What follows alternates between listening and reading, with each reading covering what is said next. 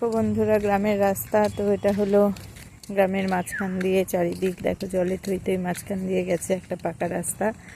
তো তারপরে দেখো বর্ষাকাল কাকে বলে, এই যে দেখো চারিদিকের অবস্থা, চারিদিক জলের জল, যেদিকে তাকাবে সেদিকেই জল, মাঠঘাট পুরো জলে ভরে গেছে।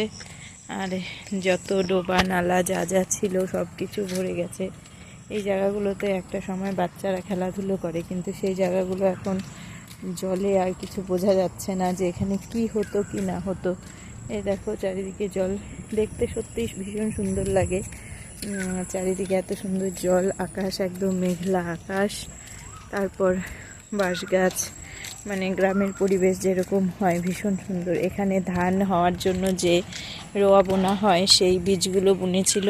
তো এখানে দেখো কি সুন্দর সেই ধান গাছগুলো হয়েছে, ভীষণ সুন্দর হয়েছে ধান গাছগুলো।